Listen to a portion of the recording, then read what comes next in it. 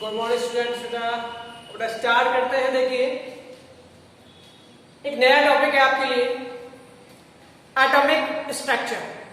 ठीक है बेटा, तो देखिए बेटा बहुत ही अच्छा टॉपिक है और पढ़ने में आपको मजा आएगा। देखिए एटॉमिक स्ट्रक्चर क्या होती है, जो एटम की जो स्ट्रक्चर है उस एटम की स्ट्रक्चर के बारे में पहले हम थोड़ा सा इंट्रोडक्शन कर लेते हैं। तो देखिए बेटा एटॉमिक स्ट्रक्चर में आप जानते हो कि एटम के बारे में अलग अलग साइंटिस्टों ने बेटा अलग अलग बातें कही थी। ठीक है, धीरे धीरे नए नए प्रयोग होने लगे और कुछ नई नई बातें सामने आने लगी। पहले जितने भी कथन कहे गए थे परमाणु के बारे में वो सभी एक दार्शनिक के रूप में या अपने खुद की कही बातें थी, उसमें कोई भी एक प्रायोगिक सत्यापन नहीं था। जैसे कि किसी ने ये कह दिया कि कोई पदार्थ है, अगर हम उसे तोड़ना चालू करें तो एक स्थिति ऐसी आती है कि आप उसे तोड़ नहीं सकते। तो कहने का मतलब यह है कि एक स्थिति ऐसी आती है कि उसके बाद आप उसको डिवाइड नहीं कर सकते। ठीक है, कुछ ने कह दिया कि इस ब्रह्मांड में जितने भी पदार्थ थे सभी पदार्थ पंच तत्वों से बने हुए हैं, लेकिन उसका कोई वैज्ञानिक आधार नहीं था। इस वजह से ये थ्योरी कहीं ना कहीं काम नहीं की। लेकिन इस दिशा में आगे बढ़ते हुए धीरे धीरे बेटा सबसे पहले एक साइंटिस्ट आए, उनका नाम था बेटा डाल्टन, जॉन डाल्टन। हालांकि जॉन डाल्टन ने ऐसा कुछ ज्यादा एक्सपेरिमेंट के हिसाब से ऐसा कुछ मॉडल दिया नहीं, लेकिन उनके जो बातें थी, उनकी जो शब्द थे वो कहीं ना कहीं एक वैज्ञानिक तथ्यों के आधार पर दिए गए थे। इसलिए वो एक पहला ऐसा मॉडल है जिसको वैज्ञानिकों ने सही माना और उसको एक सही सिस्टमैटिक तरीके से पढ़ना चालू किया। आपको पता है कि डाल्टन ने एटम के बारे में बस इतना कहा था कि जो एटम होता है वो पदार्थ की सबसे छोटी यूनिट है, सबसे छोटी इकाई है और उसको डिवाइड नहीं कर सकते आप, उसको आप तोड़ नहीं सकते, यानी उसे विभाजित नहीं किया जा सकता। हालांकि ये बात आज के समय में सही नहीं बैठती, लेकिन फिर भी उस टाइम पर ऐसा कोई सेटअप नहीं था प्रैक्टिकल का कि वो ये चीज जान सके। ठीक है, लेकिन कहीं ना कहीं वो वैज्ञानिक तथ्यों के आधार पर तो था ही। इसी में आगे बढ़ते हुए जॉन डाल्टन ने ये शब्द भी कहा था कि जो प्रत्येक तत्व होता है, जो एक समान तत्व होते हैं, उन एक समान तत्वों के जो परमाणु होते हैं, उन परमाणुओं का जो आकार होता है, जो साइज होता है, जो उनकी प्रॉपर्टीज होती हैं, वो एक जैसी होती है। कहने का मतलब अगर मैं आपसे बात करूं कि आपके पास यहां पर टुकड़ा है Fe मतलब आपके पास शुद्ध लोहे का, जो आप कहते हैं आयरन, उसका टुकड़ा है। आप जानते हो आयरन क्या है? तत्व है। अब इस तत्व में, इस आयरन के टुकड़े में जितने भी आयरन के परमाणु होंगे, क्या वो सभी एक जैसे होंगे? बिल्कुल होंगे बेटा। यहां पर सभी बेटा इसके परमाणु होंगे Fe के परमाणु, सारे परमाणु जो इसमें होंगे किसके होंगे बेटा? तो कहने का मतलब ये है, अगर हम देखें तो ऐसी जो तत्व है उस तत्व के जितने भी परमाणु हैं बेटा वो सभी एक जैसे हैं। जब एक जैसे हैं तो उनका आकार, उनकी प्रॉपर्टीज, चाहे वो केमिकल प्रॉपर्टीज हो बेटा, चाहे वो फिजिकल प्रॉपर्टीज हो, सारी बेटा कैसी होंगी? सेम। उसने ये भी कहा था कि अगर हम क्या लें बेटा, अलग अलग तत्व लें, जैसे कि एक तो Fe ले लिया और एक बेटा ले लिया कॉपर। क्या ले लिया? कॉपर। ये है कॉपर का टुकड़ा।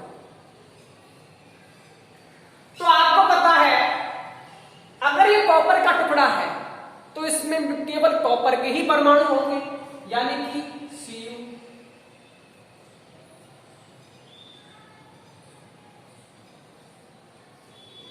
लेकिन अगर तुलना करें इन दोनों की, ये दोनों ही अलग अलग तत्व हैं, अगर हम इनकी तुलना करने बैठे तो हमें साफ दिख रहा है कि दोनों तत्वों के परमाणु एक जैसे नहीं हैं। क्यों नहीं है भाई? तो Fe का परमाणु है, वो कॉपर का परमाणु है, कहां से सेम हो जाएगा? दोनों का तो एटॉमिक नंबर अलग है, दोनों का परमाणु क्रमांक अलग है, दोनों का इलेक्ट्रॉनिक विन्यास अलग है, दोनों की प्रॉपर्टीज अलग है, दोनों के साइज में फर्क है। ठीक है, तो कहने का मतलब ये है कहीं ना कहीं कि अगर एक समान तत्व होगा तो उसमें जितने भी परमाणु होंगे सभी बेटा एक जैसे होंगे, और अगर अलग अलग परमाणु है, सॉरी अलग अलग तत्वों के परमाणु हैं तो वो एक समान नहीं हो सकते। ठीक है बेटा, आगे डाल्टन ने ये कहा था कि विभिन्न तत्वों के जो परमाणु होते हैं जब आपस में तत्वों के जो परमाणु होते हैं, और आप जानते हैं परमाणु मिलकर बेटा अणु बनाते हैं, और केमिकल रिएक्शन में अणु भाग लेते हैं, अणु भाग लेते हैं बेटा केमिकल रिएक्शन में। अगर केमिकल रिएक्शन में अणु भाग लेते हैं बेटा तो उनका जो एक अनुपात होता है वो किस अनुपात में रिएक्शन करेंगे बेटा ये फिक्स होता है। कहने का मतलब अगर मैं यहां पर लिखूं H2O CO2, तो अगर मैं आपसे पूछूं कि यहां पर हाइड्रोजन और ऑक्सीजन का अनुपात कितना है तो कितना होगा? 2:1। अगर बात करें CO2 की तो यहां पर CO2 में भी 1:2 होगा। आप इस अनुपात को चेंज नहीं कर सकते, आप इनके आगे कुछ भी लगा लो, 2 3 4 5 6 मल्टीप्लाई करोगे तो कट पिट कर आपका वही रेशियो निकल कर आ जाएगा। ठीक है बेटा, आप देखिए इस थ्योरी को फेल होने का कई कारण था, जैसे कि एटम को डिवाइड नहीं कर सकते, लेकिन आपको पता है एटम को डिवाइड कर सकते। ठीक है, आगे बेटा डाल्टन के बाद आया था जे थॉमसन। कौन आया बेटा? J Thomson. आपको पता है थॉमसन का मॉडल जो आपने 9th में पढ़ा होगा, 10th में पढ़ा होगा, कुछ नहीं है, बहुत इजी है, उसे प्लम पुडिंग मॉडल भी कहते हैं।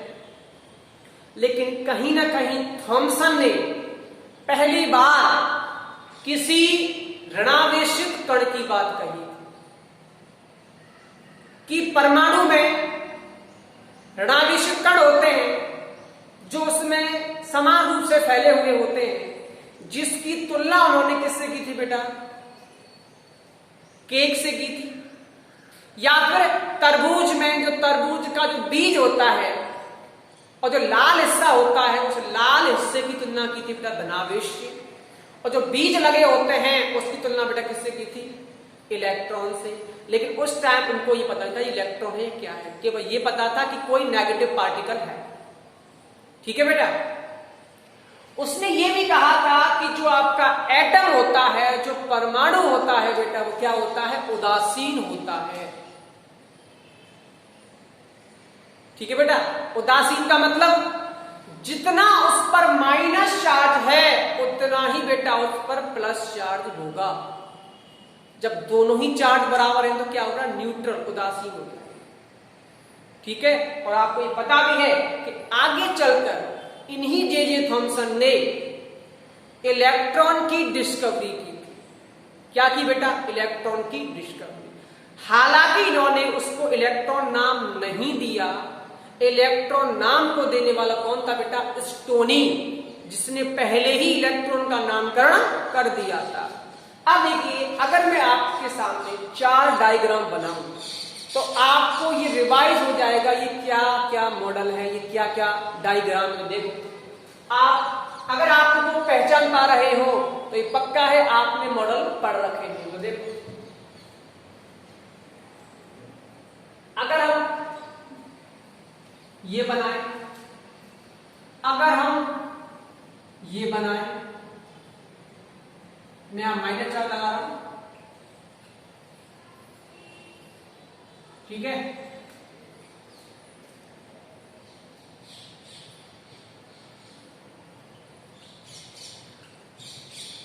अगर हम ये बनाएं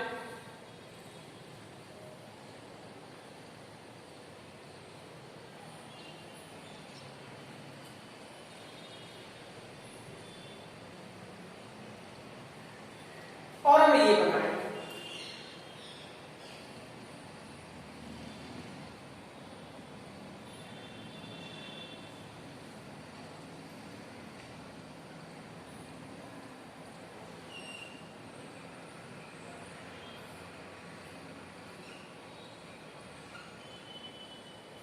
अब आपके सामने 4 डायग्राम है, तो आपके दिमाग में तुरंत आ गया होगा कि डायग्राम क्या मॉडल शो कर रहे हैं। यहां पर तो मैं कुछ नहीं दिख रहा, केवल एक गोल सर्किल है। इसका मतलब डॉल्टन को चार्ज के बारे में कुछ नहीं पता था, बस इतना पता था कि पदार्थ की सबसे छोटी इकाई परमाणु कहलाती है। इसलिए यहां पर मैंने कोई चार्ज नहीं बनाया। अब आ जाओ इस डायग्राम पर। यहां पर आपको दिख रहा होगा कि माइनस चार्ज बीच बीच में फैला हुआ है और गोले पर क्या है बेटा, धनावेश है। तो ये किसका मॉडल है बेटा, ये जे थॉमसन का मॉडल है। ठीक है, धनावेशित गोला, उसमें इलेक्ट्रॉन धसे हुए होते हैं, यानी कि नेगेटिव कण धसे हुए होते हैं। इसकी तुलना आप उससे कर सकते हो जो आप घर में खीर खाते हो। खीर में क्या होता है, चावल तैरते रहते हैं, क्या है वो, आप इलेक्ट्रॉन मान सकते हो। इसकी बात करें तो बीच में प्लस चार्ज है और चारों तरफ क्या बेटा, इलेक्ट्रॉन है। आपको पता है अगर बीच में प्लस चार्ज है, इसका मतलब ये नाभिक है। क्या है बेटा, ये नाभिक। और नाभिक की जो डिस्कवरी की थी, नाभिक की वो किसने की थी बेटा, रदरफोर्ड। जो आप रदरफोर्ड का मॉडल पढ़ के आ चुके हो,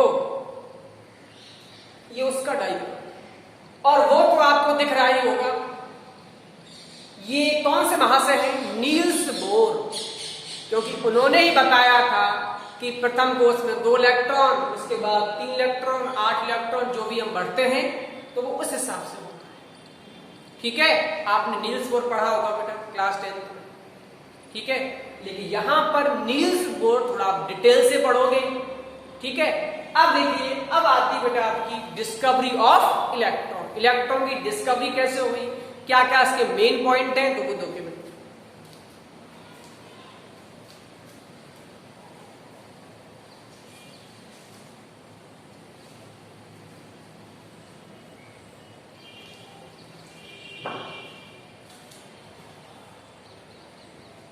इलेक्ट्रॉन की खोज, डिस्कवरी ऑफ इलेक्ट्रॉन।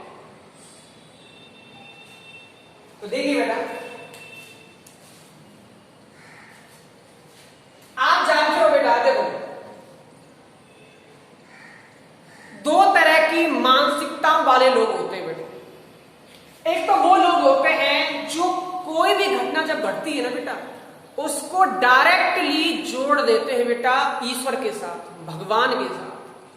कुछ हुआ, भगवान की मर्जी, ये हुआ, भगवान ने किया, इसमें कुछ भगवान का कुछ होगा। यानी कि कहने का मतलब ये है, वो हर चीज को एक दार्शनिक के रूप में ईश्वर के साथ जोड़ देते हैं। लेकिन कुछ ऐसे भी व्यक्ति होते हैं जिनकी सोच बेटा होती है वैज्ञानिक। वैज्ञानिक सोच का मतलब होता है वो हर चीज के पीछे जो रीजन होता है, जो कारण होता है, उसे बेटा खोजने की कोशिश करते हैं। अगर सपोज करो आकाश में बिजली चमक रही है, तो एक बच्चा तो वो होगा जो ये सोचेगा भगवान की मर्जी होगी, कुछ भगवान की कुछ माया है, उसी का सब कुछ है। और एक बच्चा ऐसा होगा जो ये सोचने की कोशिश करेगा आखिर ये जो हो रहा है वो क्यों हो रहा है। अगर ये प्रकृति कर रही है, नेचर कर रही है, तो उसके पीछे क्या कारण रहे होंगे, क्या रीजन रहा होगा। यानी कि कहीं ना कहीं उसकी जो सोच है बेटा वो क्या है, वैज्ञानिक सोच है। और आप जानते हो आपका जो विज्ञान है, जो साइंस है, वो टोटली बेटा डिपेंड करता है एक्सपेरिमेंट पर, प्रयोगों पर आधारित होता है। इसी कड़ी में आगे बढ़ते हुए बेटा जो आपका जे थॉमसन है, उन्होंने जिस तरीके से, अगर आप देखो आकाश में जो बिजली चमकती है वो सेम वही प्रोसीजर है, उसमें बेटा इलेक्ट्रिसिटी क्या होती है, उत्पन्न होती है, विद्युत धारा उत्पन्न होती है। और उस विद्युत धारा के उत्पन्न होने की वजह से बेटा क्या होती है, स्पार्किंग, एक चमक पैदा होती है। अगर सब कुछ करो, वो सारी कंडीशन अगर आप किसी लैब में बना दो तो क्या वो रिएक्शन यहां नहीं हो सकती? हो सकती। अगर आप हाई एनर्जी का यूज करो, बहुत लो प्रेशर कर दो, तो हो सकता है लैब में भी स्पार्किंग हो या चमक उत्पन्न। तो देखिए इसी बीच आते हैं बेटा आपके जे थॉमसन, और जे थॉमसन ने बेटा एक एक्सपेरिमेंट किया था, एक प्रयोग किया था। तो देखिए क्या है उनका प्रयोग। देखो बेटा जे थॉमसन ने बेटा ली थी एक डिस्चार्ज ट्यूब, उसे बोलते हैं बेटा विसर्जन नलिका। क्या बोलते हैं बेटा? विसर्जन नलिका। विसर्जन, ये बेटा इस तरह की एक कांच की ट्यूब होती है, और यहां पर लगा होता है वैक्यूम पंप।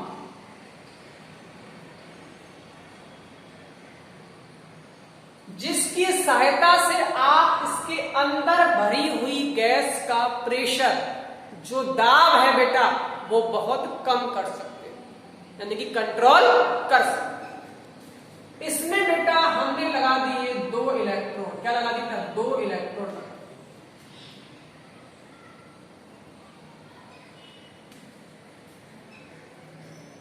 यहां पर बेटा उसने यूज किया था छिद्रित एनोड का। इसमें छेद हो रहे हैं, इसमें एनोड में। आपको पता है कैथोड क्या होता है? नेगेटिव पार्टिकल, नेगेटिव भाग, और एनोड क्या होता है बेटा? धनावेशित पार्ट। बस सेल में 2 हिस्से होते हैं ना, बैटरी में 2 हिस्से होते हैं, प्लस और माइनस। जो प्लस वाला हिस्सा होता है उसे बेटा क्या बोलते हैं? कैथोड।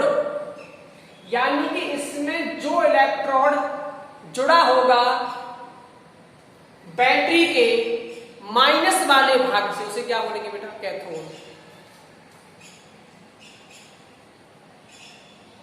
अब बेटा यहां पर हमने यूज किया है बेटा हाई वोल्टेज, उच्च वोल्टेज का, बहुत हाई वोल्टेज हमने यहां पर यूज किया। तो देखिए अब इसके अंदर आपने गैस भर दी, और उस गैस का जो प्रेशर है बेटा वो बहुत ही लो प्रेशर कर दिया। ठीक है, अब देखिए हुआ क्या। अब इन्होंने क्या किया बेटा, इस कांच की ट्यूब के अंदर जिंक सल्फाइड का क्या कर दिया बेटा? लेप। बेटा जिंक सल्फाइड का ही नेचर होता है बेटा, इनको बोलते हैं बेटा स्फुरदीप्त पदार्थ। क्या बोलते हैं बेटा? स्फुरदीप्त पदार्थ। ये बेटा वो पदार्थ होते हैं जब इन पर कोई कण आकर टकराता है तो बेटा ये चमक उत्पन्न करते हैं, इनमें स्पार्किंग होती है। ठीक है, देखिए अब हुआ क्या, जैसे ही ये प्रयोग स्टार्ट हुआ तो यहां उसने क्या देखा बेटा? इस प्रयोग के शुरू होने से जैसे ही बेटा इसने प्रयोग स्टार्ट किया तो बेटा इस ट्यूब के अंदर उसको हरे रंग की लाइट या स्पार्किंग दिखाई दी। ठीक है बेटा, अब जैसे उसने धीमे धीमे वोल्टेज को बढ़ाया और प्रेशर को कम किया, ये बेटा जो स्पार्किंग है, ये जो चमक है, वो धीमे धीमे बढ़ती हुई चली गई। ठीक है बेटा, अब जब चमक धीमे धीमे बढ़ती चली गई और अब उसने क्या किया, अब ये पता लगाने के लिए कि ये चमक क्यों पैदा हुई, क्या क्या इसका मतलब है, क्या ये कण है, क्या ये तरंग है, क्या चीज है, तो उसने क्या किया बेटा, इसमें कुछ नए नए चेंजेस करना स्टार्ट किया। अब देखिए उसने क्या किया, पहला उसने ये किया कि यहां पर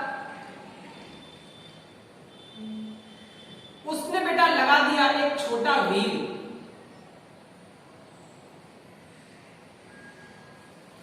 बहुत हल्का लाइट वेट वाला व्हील लगा दिया, पहिया लगा दिया बहुत छोटा। अब उसने क्या देखा, उसने देखा कि जैसे ही उसने हाई वोल्टेज किया, प्रेशर कम किया, तो ये जो व्हील है बेटा ये धीमे धीमे धीमे धीमे घूमने लगा। अब जब व्हील घूमने लगा,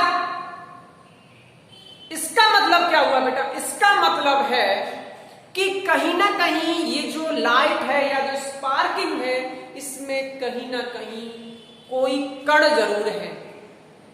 क्या है बेटा, कण उपस्थित है। क्यों? क्योंकि अगर आपके पास कोई व्हील हो, कोई पहिया हो और आप उस पर टॉर्च लगाएं, तो क्या आप ये सपोज कर सकते हो कि उस लाइट से वो पहिया घूम जाएगा बेटा? नहीं घूमेगा। लेकिन अगर आप हवा में ले जाओ तो पहिया घूम सकता है।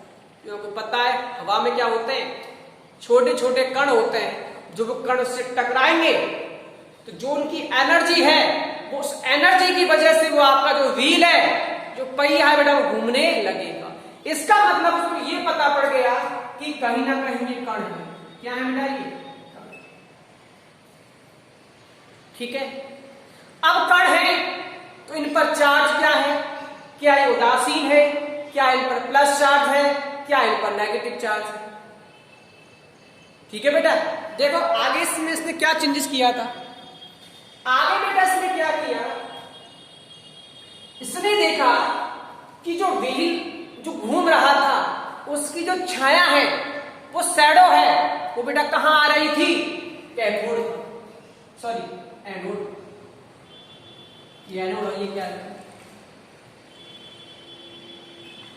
उसकी जो छाया थी वो बेटा आ रही थी किस पर? एनोड पर। इसका मतलब सीधा सा ये है कि जो कुछ भी निकल रहा है वो कहां से निकल रहा है बेटा? कैथोड से निकल रहा है। अरे सीधी सी बात है, अगर आपका हाथ ये है, अगर लाइट ऐसे आ रही है तो उसकी छाया कहां बनेगी? पीछे की तरफ। सीधी सी बात है।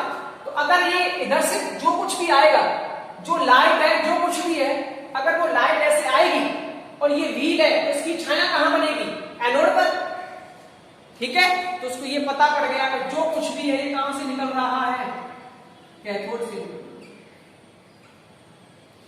पहला तो ये कण है, और कण है तो कहां से आ रहा है? कैथोड से आ रहा है।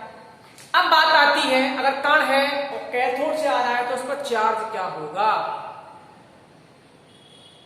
अब देखो सीधी सी बात है बेटा कि कैथोड पर चार्ज कैसा है? Negative charge. अब नेगेटिव चार्ज कभी प्लस वाले को तो भगाएगा नहीं के पास से। ठीक है भाई, नेगेटिव वाला प्लस वाले को तो अपने पास से भगाएगा नहीं, तो फिर किसको भगाएगा? जिस पर माइनस चार्ज होगा। ठीक है। तो कहने का मतलब जो कण निकल रहा है उस पर चार्ज क्या है बेटा? Minus charge. ठीक है। यानी कि कण कैसा बेटा? ऋणावेशित। यानी कि या फिर उसने क्या किया, एक पहले से आवेशित प्लेट ली और उस आवेशित प्लेट को जब ये इसके ऊपर ले गया तो उसने क्या देखा कि आवेशित प्लेट का जो प्लस वाला भाग है, उस प्लस वाले भाग से जो ये लाइट है, ये बेटा उससे क्या होने लगी? आकर्षित होने लगी। यानी जो आपकी लाइट है वो मुड़ गई किसकी तरफ? प्लस वाले की तरफ। इसका मतलब क्या है? इसका मतलब है अगर वो प्लस वाले आवेशित प्लेट से आकर्षित हो रही है तो कहने का मतलब कहीं ना कहीं उसमें जो कण हैं उन कणों पर बेटा माइनस चार्ज। उसके बाद बेटा उसने क्या लगाया? विद्युत क्षेत्र लगा के देखा, तो विद्युत क्षेत्र में भी जो लाइट है वो कहां आकर्षित हो रही थी बेटा? प्लस की तरफ। और अगर चुंबकीय क्षेत्र लगाएं तो चुंबकीय क्षेत्र में भी जो लाइट थी बेटा वो भी इसमें क्या हो रही थी? आकर्षित हो रही थी। तो कहने का मतलब है चुंबकीय क्षेत्र लगाओ या विद्युत क्षेत्र लगाओ, दोनों ही क्षेत्र लगाने पर जो लाइट है वो दोनों से बेटा क्या हो रही है, प्रभावित हो रही है। ठीक है बेटा, तो कहने का मतलब पहला यह है कि ये कण है। पता कैसे लगा, छोटा सा व्हील लगाया, जब लाइट जहां से जाएगी तो एक पहिया घूमना शुरू कर देगा। इसका मतलब क्या है, इसमें कण है और कण है तो उनका कोई मास होगा, द्रव्यमान होगा और उनकी कोई एनर्जी होगी। और दूसरी बात, इस व्हील की छाया कहां पड़ रही थी, एनोड के ऊपर। तो कहने का मतलब जो भी लाइट आ रही है वो कहां से आएगी बेटा, कैथोड से आएगी। तभी तो उसकी छाया कहां बनेगी बेटा, पीछे की ओर बनेगी। और अगला है ऋणावेशित कण। पता कैसे लगा भाई, ये प्लेट कैसी है, नेगेटिव, तो नेगेटिव वाला केवल नेगेटिव वाले को ही छोड़ सकता है, प्लस वाले को नहीं छोड़ेगा। या फिर अगर हम यहां विद्युत क्षेत्र लगा दें या चुंबकीय क्षेत्र लगा दें, तो विद्युत क्षेत्र से लगाने पर जो प्लस वाला भाग है उससे ये लाइट बेटा आकर्षित हो रही थी। तो कहने का मतलब सीधा ये है कि ये क्या है बेटा, ऋणावेशित कण है। और अगर चुंबकीय क्षेत्र लगा दे तो चुंबकीय क्षेत्र में लगाने पर भी ये जो लाइट है वो विक्षेपित हो रही थी। तो कहने का मतलब है चुंबकीय क्षेत्र लगाओ या विद्युत क्षेत्र लगाओ, दोनों ही क्षेत्र लगाने से ये लाइट क्या होती है बेटा, प्रभावित होती है।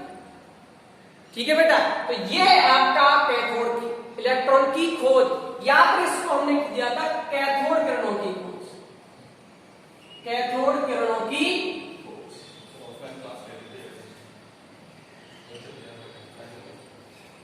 ठीक है बेटा,